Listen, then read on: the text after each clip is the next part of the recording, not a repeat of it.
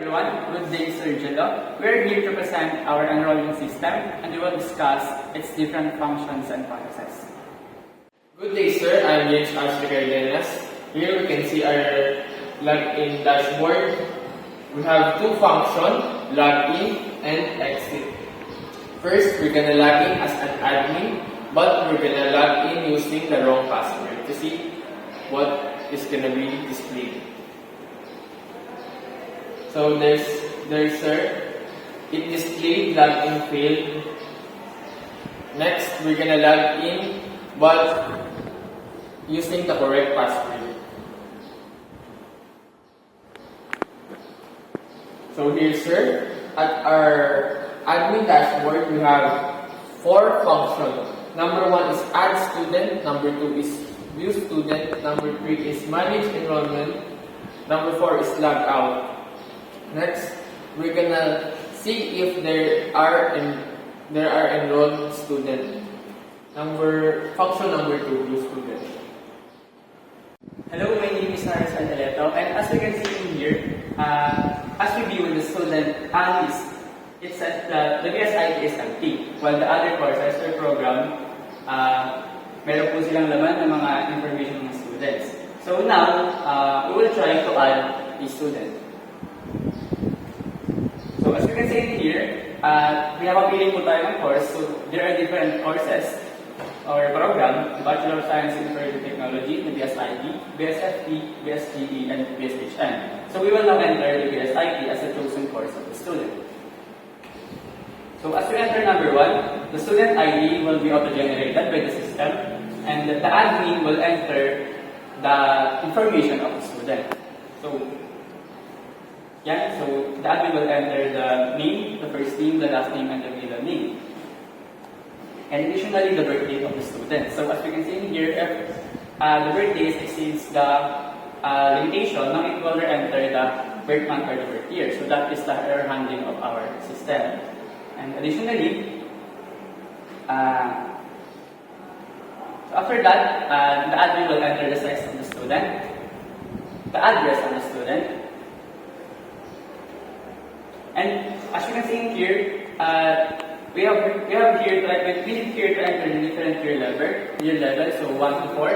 So the admin will enter the second year. So as you can see here, the student username and password is the student ID. So the username of the password or and the password will be the student ID that will be generated by the system. And as you can see in here, it notified that the student added successfully to the list. So now, we will now view the student if it has been added to the system.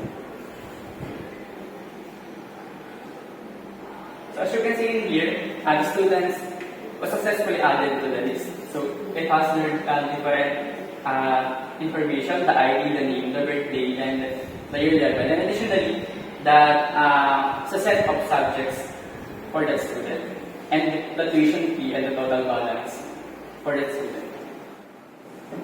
And now we will add another student. So as we add, we need to choose, or the admin need to choose different program once again. Together with their name, last name, birth date, and etc. And also the sex, and the year level as well. So we need to enter number 2 year level again. So the student added successfully. So now, please enter the number once again, the B student.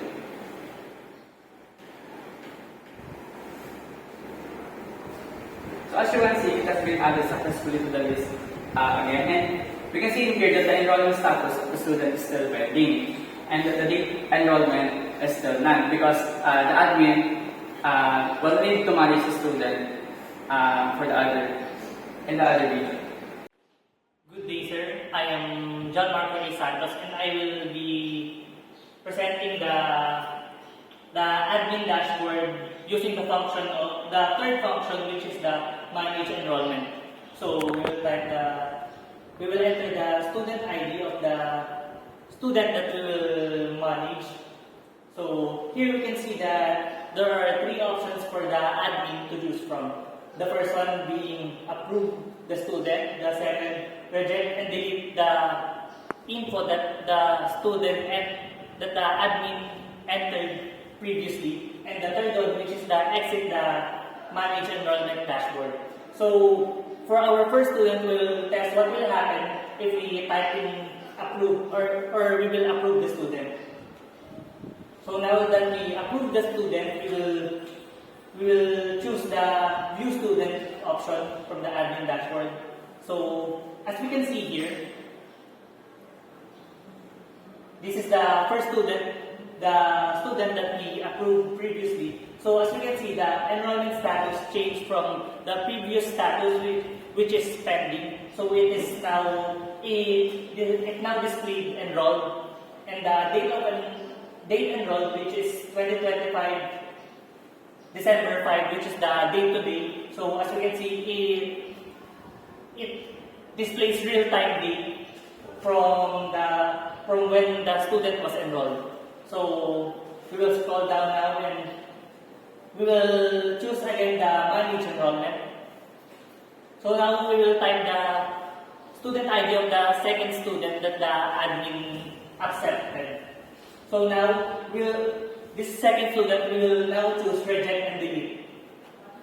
So now what happens is that the student was rejected from our enrollment system and his or her info was now deleted in our system. So as we choose the view student option, we will see that the only one who is remaining now is the first student, which is the enrolled student, and the info of the second student that we accepted is now deleted in our system. Good day, sir. I'm Kirpana. And next, we will test the system's limits by adding 3 students to our to the BSIT program course. So first, we will input number 1 to add student, and then again number 1 to choose the BSIT. And we will enter the student's personal information.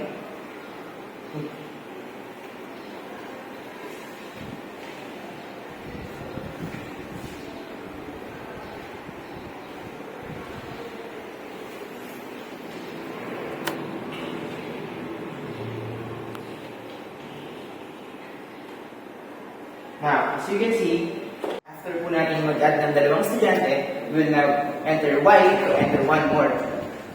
And as you can see, you cannot add more than 3 students because our system po only has maximum of 3 students per course or program.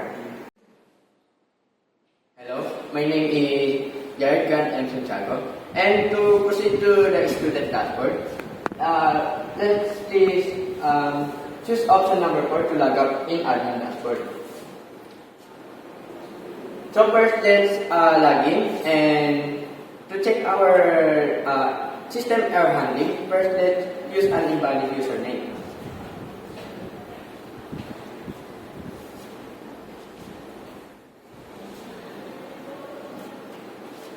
As you can see, the system display a login page, and the user unable to access the student dashboard. And now let's try to use a valid username.